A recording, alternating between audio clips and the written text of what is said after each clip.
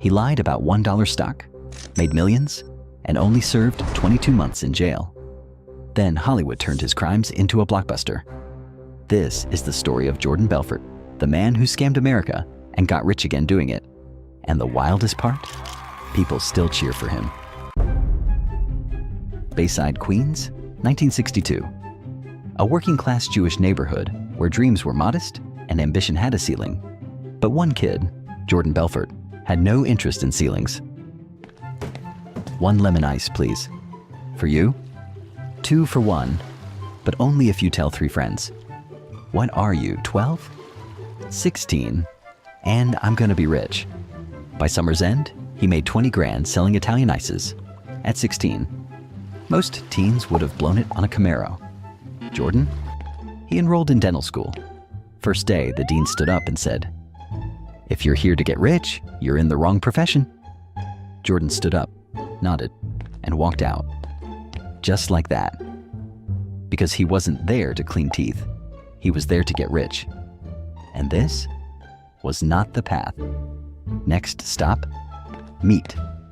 After college, Jordan launched a door-to-door meat and seafood business. Yes, really. You sell what now? USDA Prime, ma'am. Flash frozen, hormone-free, and cheaper than your local butcher. I don't eat red meat. Fantastic. Let me show you our premium salmon fillets. It was messy, scrappy, but surprisingly successful. $100,000 a month in sales.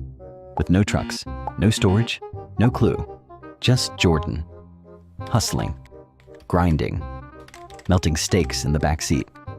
Late deliveries, spoiled meat, mountains of unpaid invoices. It all caught up fast. Within months, the business went bankrupt. But in the wreckage, Jordan found something that turned out to be his superpower. The product didn't matter. Steaks, surfboards, stocks. You? Yes, you. You could sell anything. And just like that, the Salesman was born.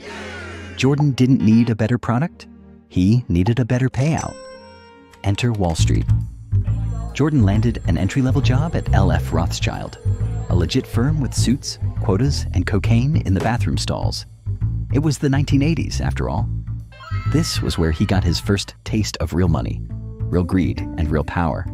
He learned how the markets moved, how the brokers talked, and most importantly, how they sold. But suddenly, October 1987 came. It's Black Monday. Phones stop ringing. Brokers stare at the crashing ticker. The markets crashed. Jordan was fired. But while others mourned, Jordan saw something else, an opportunity. He discovered penny stocks. Pink sheet garbage no serious broker would touch. Unregulated, illiquid. But here's the magic. 50% commissions. Same pitch, 10 times the reward. No fancy degrees required. Just a fast phone and a faster mouth.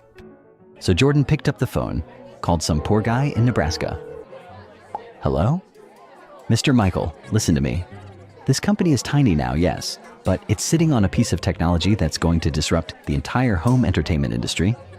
I'm talking about a ground floor opportunity, pre-IPO, completely under Wall Street's radar. The big guys haven't even sniffed this one out yet. But when they do, boom. We're talking a 10x return minimum.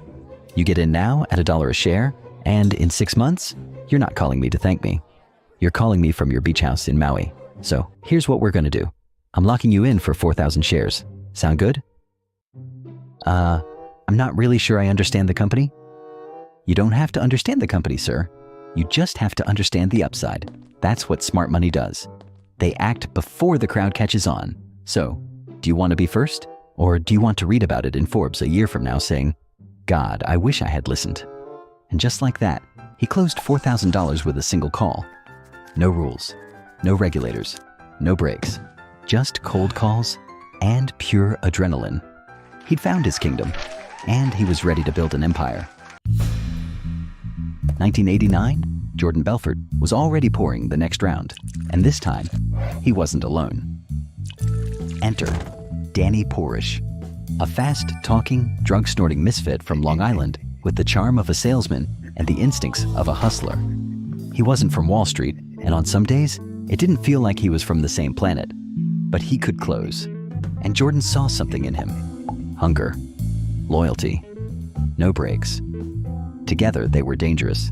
Jordan had the vision. Danny brought the chaos. And from that chaos, they built their empire. Introducing Stratton Oakmont. The name sounded prestigious, like it had a 100-year legacy and leather-bound books.